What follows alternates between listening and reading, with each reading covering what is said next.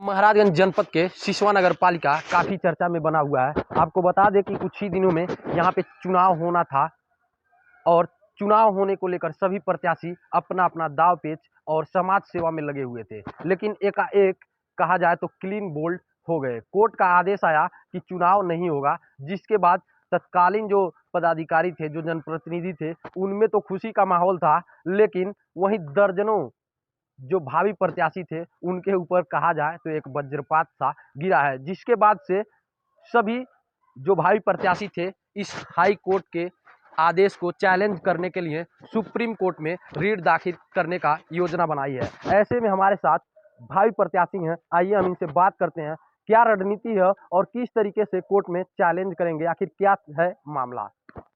जो एक रिजल्ट आया है उसको आप लोग कैसे देखते हैं और क्या आगे आप लोग क्या देखिए, माननीय उच्च न्यायालय में जो भी आदेश दिया है उस आदेश में कहीं न कहीं तथ्यों की और साक्ष्यों की जो है को पूर्णतः संज्ञान में नहीं लिया गया है और गलत व्याख्या के आधार पर यह आदेश पारित किया गया। इसके विरुद्ध हम सभी जो भी सम्मानित प्रत्याशी हैं भावी, वो सभी अध्यक्ष पद के प्रत्याशी एकजुट होकर माननीय उच्चतम न्यायालय में एक अपील दाखिल करेंगे और इस आदेश को जो है खारिज करवाते हुए आमजन और सभी को जो है न्याय दिलवाने के लिए सभी विशेष प्रयास करेंगे। तो क्या लग रहा है माननीय न्यायालय द्वारा ये जो आदेश पारित किया गया है ये गलत तरीके है या जो? देखिए, सबसे पहले मैं आपको बता दूं कि 2021 में जब ये आदेश आया कि यहाँ चुनाव होना चाहिए, उसमें पूर्व अध्यक्षा रागिनी देवी जायसवाल द्वारा एक प्रकरण प्रार्थना पत्र माननीय सुप्रीम कोर्ट में दाखिल किया गया पूर्व के मुकदमे में वाद में, और उसमें जब राज्य सरकार की तरफ से हलफनामा मांगा गया तो राज्य सरकार की तरफ से जो शपथ पत्र दाखिल किया गया, उस शपथ पत्र में पूरे चुनाव का जो कार्यक्रम दाखिल किया गया उसके 15वें कॉलम में स्पष्ट रूप से उपचुनाव लिखा गया था।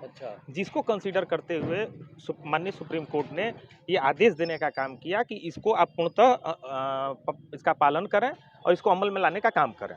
तो जब स्पष्ट रूप से माननीय सुप्रीम कोर्ट द्वारा उपचुनाव के लिए आदेश दिया गया तो ये तर्क देना अपने आदेश में कि माननीय सुप्रीम कोर्ट द्वारा किसी भी तरह का जो है यह स्पष्ट नहीं किया गया कि यह सामान्य निर्वाचन उप निर्वाचन यह गलत व्याख्या है।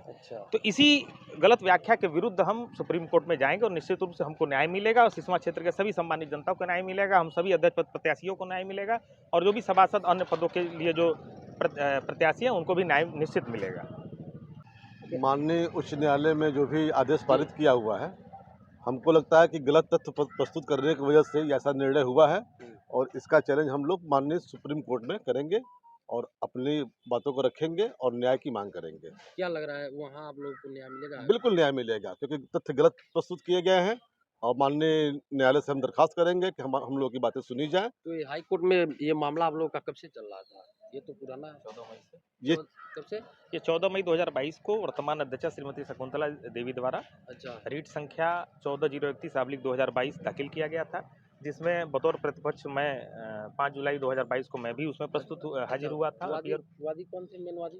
इसमें वादिनी थी वर्तमान नगर पालिका परिषद की अध्यक्षा श्रीमती शकुंतला देवी। तो ये उपचुनाव कब हुआ था और कितने दिनों का कार्यकाल? उपचुनाव शेष काल के लिए था। उपचुनाव का जो मतदान हुआ था वो 13 मार्च 2022 को हुआ था, मतगणना 15 मार्च 2022 को हुई थी और शपथ ग्रहण 25 मार्च 2022 को हुआ था। ये उपचुनाव होने का क्या कारण था? उपचुनाव होने का कारण था कि नगर पंचायत को उच्चीकृत कर नगर पालिका का सृजन किया गया था और नगर पालिका का गठन किया गया था। इसलिए ये कुछ वर्तमान यहाँ के स्थानीय नागरिक अनूप कुमार पाठक और अन्य लोगों के द्वारा एक रीट दाखिल की गई कि इनको जिस संस्था के लिए नगर पंचायत के लिए निर्वाचित किया गया था, जब उसको शून्य घोषित कर दिया गया है और नई नगर पालिका का गठन किया गया है तो इनका पद पर बना रहना उचित नहीं है। इनको पदच्युत किया जाना न्यायसंगत है, जिसको न्यायालय ने स्वीकार किया और इनको पदच्युत करने का काम किया और प्रशासक को नियुक्त करने का काम किया था।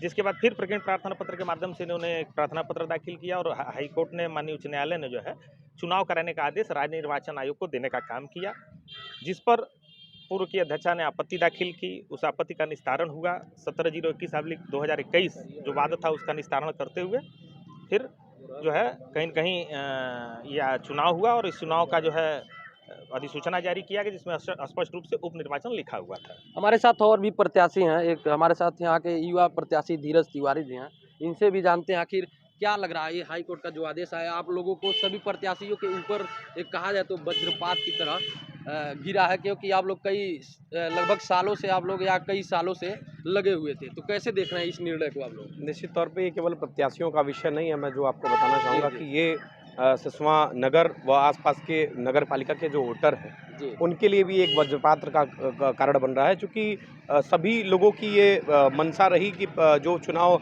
माननीय उच्च न्यायालय के सर्वोच्च न्यायालय के निर्देशानुसार हाँ। पिछले समय में उपचुनाव के माध्यम से हम लोगों के बीच में आया और सभी लोगों ने अपने उपचुनाव को मानते हुए प्रत्याशियों का चयन किया व सभी लोगों ने, सभी वोटरों ने इसी प्रकार से ही वोटिंग किया कि हम उपचुनाव के मद्देनज़र वोट करें, ताकि 6 महीने बाद जो कि सर्वोच्च न्यायालय का निर्देश था कि ये कुछ एक समय के लिए उपचुनाव का ये निर्देश जारी हुआ था, उसी को मानते हुए प्रत्याशियों ने भी उसी अपने ऊर्जा के साथ चुनाव लड़ा। कुछ प्रत्याशी इसी क्रम में अपना भी चुनाव नहीं लड़े, इसी कारण से नहीं लड़ पाए चूँकि वो उपचुनाव को जो कि दिशा निर्देश माननीय सर्वोच्च न्यायालय का था उसमें स्पष्ट रूप से शासन को निर्देश 2-3 बार दिया गया था। वो शासन का निर्देश इसीलिए दिया जा रहा था कि ये प्रत्याशियों के लिए उपचुनाव है, नगर के जो आम नागरिक है वो उपचुनाव मान के ही चुनाव लड़ें और उसी हिसाब से अपने वोटिंग किए। और अभी जो निर्देश आया वो माननीय हाई कोर्ट से ये निर्देश आया कि नहीं, ये सर्वोच्च न्यायालय के निर्देश के जो निर्देश दिया गया था शासन को उसके ठीक विपक्ष में आया। तो ये कहीं ना कहीं लोगों के लिए भी एक निराधार है और इसके लिए पूरे सभी प्रत्याशियों की पूरी एक मीटिंग हो रखी है और सभी प्रत्याशी इसके लिए माननीय सुप्रीम कोर्ट के शरण में जाएंगे और मुझे लग रहा है कि इसमें न्याय मिलेगा। क्या लग रहा है इसमें भी कोर्ट के न्याय को लोग तो सर्वमान्य मानते हैं? नहीं, निश्चित तौर पे हम हाई कोर्ट के निर्णय का सभी लोग सर्वमान्य है और उसके निर्णय के सापेक्ष किसी को बोलने का अधिकार नहीं है, लेकिन हम लोगों को ये अधिकार जरूर है कि माननीय उच्च न्यायालय के निर्णय के उपरांत हम लोग सर्वोच्च न्यायालय में पहुंचकर अपनी याचिका दाखिल करें, ताकि उस पर पुनः विचार करते हुए, चूँकि ये मैं आपको बताना चाहूँगा कि इसके पहले जो चुनाव हुआ है वो माननीय सर्वोच्च न्यायालय के ही निर्देशानुसार हुआ है और उसके पहले माननीय उच्च न्यायालय का निर्देश हो चुका था, जिसको खारिज करके माननीय सर्वोच्च न्यायालय ने चुनाव कराने का अपना निर्देश दिया। तो मुझे लग रहा है कि हम लोगों की सभी प्रत्याशियों की पूरी टीम को ये पूरा आश्वस्त है कि पुनः सर्वोच्च न्यायालय चुनाव कराने का निर्देश दे।